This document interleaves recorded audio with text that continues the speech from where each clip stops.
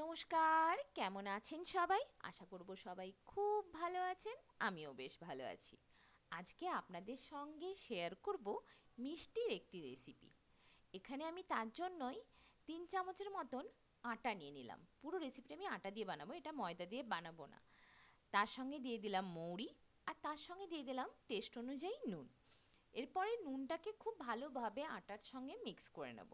Mix করে নেওয়ার পর ময়নের জন্য প্রয়োজন মতন তেল দিয়ে দেবো, একটু বেশি করে, যেন খাস্তাটা খুব ভালো হয়। এরপরে অবশ্যই ময়নটা খুব ভালোভাবে মিক্স করে নিতে হবে। আমি এখানে বানিয়ে নেব খাজা। আপনাদের কার কার মিষ্টি খেতে খুব ভালো লাগে অবশ্যই কমেন্টে জানাবেন। এরপরে জল দিয়ে খুব ভালোভাবে মেখে নেব, যেন ওই রুটির মতনই মেখে নেব, খুব একটা শক্তও নয় খুব একটা নরমও নয়। খুব ভালোভাবে পুরোটাকে মেখে নিচ্ছি। আপনাদের আমার ভিডিওগুলি দেখতে কেমন লাগছে অবশ্যই কমেন্টে জানাবেন, আর ভালো লাগলে প্লিজ একটা সাবস্ক্রাইব করে দেবেন আর লাইক করে দেবেন। মিষ্টি খেতে কার কার ভালো লাগে অবশ্যই কমেন্টে জানাবেন। আর তার মধ্যে খাজার রেসিপি, এখানে আমি খাজা যেটা বড় সাইজের হয় সেটা না, তারই একটা ছোট্ট ভার্সন বানাবো। প্রথমবার ট্রাই করছি, দেখা যাক কীভাবে হচ্ছে। এখানে মাখা হয়ে গেছে, এরপর এটাকে কিছুক্ষণের জন্য রেস্টে রেখে দেবো। তাই এটাকে ঢাকা দিয়ে সাইডে রেখে দিলাম। আর এই সময় মিষ্টির যে একটা রস বানাতে হবে সেটা বানিয়ে নেব। তার জন্য 1 বাটির মতন চিনি দিয়ে দিলাম, আর তার 2 বাটির মতন জল দিয়ে দিলাম।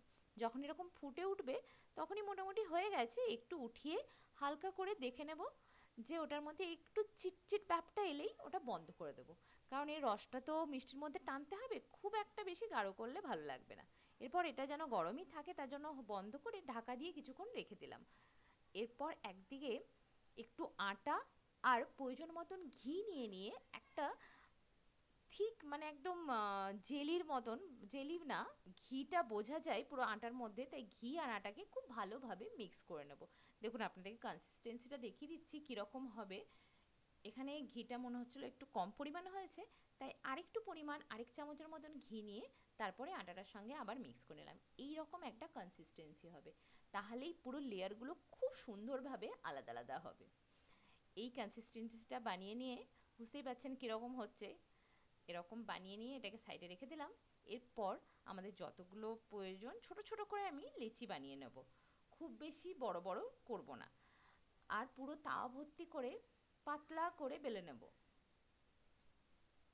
আমি এক একটা খাঁচার মধ্যে সমান ভাগে ভাগ করে নিলাম। এখানে মোটামুটি 15টার মতন আমার লিচি হয়েছে, তাহলে আমি পাঁচটা পাঁচটা করে এক একটাতে লেয়ার দেব। যেরকম ভাগ হবে সেই অনুযায়ী 6টা 7টা করে লেয়ারও আপনারা দিতে পারেন। আমার এখানে 15টার মতন হয়েছিল, তাই আমি 5টা করে রুটি বানিয়ে নিয়ে সেই 5টা লেয়ার বানালাম। এরপরে লিচিগুলো কমপ্লিট হয়ে গেলে সেগুলোকে ভালোভাবে গোল করে নেব।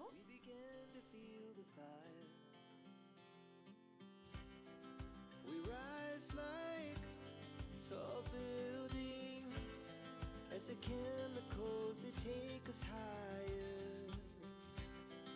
The night's young and it's just begun as she puts her hand in mine. We wanna chase the night, wanna dance to the light, pull the stars from the sky, just two hearts running wild. Never sleep, never stop, as we shout from the top. We're gonna be two hearts running wild.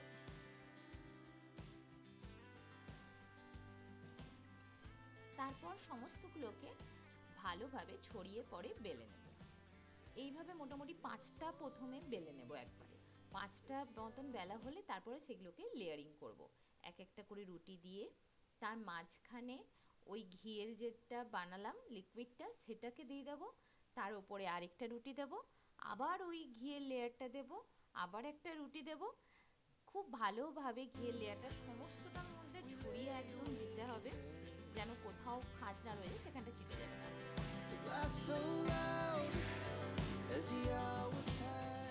এরপরে সেই 5টা লেয়ারকে নিয়ে আরেকটু ভালোভাবে চিপে বেলে নিলাম। তারপরে এইভাবে এক সাইড থেকে রোল করে নেব।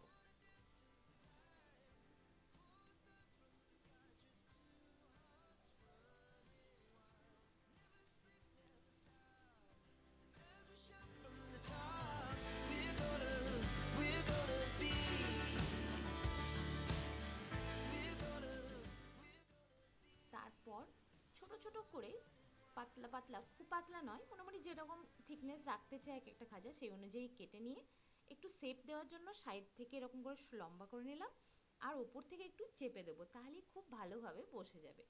এরকম ছোট্ট ছোট্ট খাজার শেপ বানিয়ে নিলাম।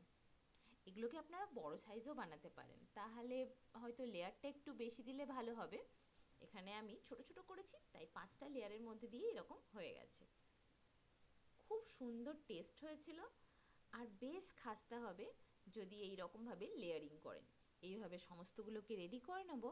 দেখুন কি সমস্তগুলো কি সুন্দরভাবে রেডি হয়েছে, আর কি কিউট দেখতে লাগছে, তাই না? এরপরে চলুন সমস্তগুলোকে ভেজে নিচ্ছি। আমি এখানে ভাজার জন্য নিয়ে নিয়েছি সাদা তেল, আপনারা এগুলোকে ঘিয়েও ভাজতে পারেন, তাহলে তো আরও ভালো টেস্ট হবে। এইভাবে সমস্তগুলো একটু লাল লাল করে ভেজে নেব, যেন গ্যাসের ফ্লেমটা একদম লোতে রেখে ভাজবো, যেন ভেতর থেকে পুরোটা ভাজা হয়। যেমন সিঙ্গারা ভাজা হয় না, একদম লো ফ্লেম করে অনেকক্ষণ টাইম নিয়ে এটাও ভাজতে হয়। and we'll stay young forever. We'll never have regrets. We wanna chase the night, wanna dance to the আস্তে আস্তে সমস্তগুলো ভেজে নেব, আর ভাজা হয়ে গেলেই এভাবে লাল লাল হয়ে গেলে পরেই উঠিয়ে পরে ডিরেক্টলি ওই চিনির যে রসটা বানিয়ে রেখেছিলাম তার মধ্যে ডুবিয়ে দেব। দেখবো চিনির রস পুরোটাই টেনে নিচ্ছে এর মধ্যে, আর বেশ দুর্দান্ত একদম খাজার মতন মিষ্টি মিষ্টি হয়েছিল। এরপরে একটু সাজানোর জন্য ড্রাই ফ্রুট ছড়িয়ে দিলাম, যেটা শুধু ফটোর জন্য করেছি। বলুন আপনাদের কেমনই লাগলো আমার ভিডিওটি, অবশ্যই কমেন্টে জানাবেন প্লিজ। আপনাদের কমেন্টের অপেক্ষায় রইলাম। খুব তাড়াতাড়ি দেখা হবে নতুন একটি ভিডিওতে, ততদিনের জন্য বাই।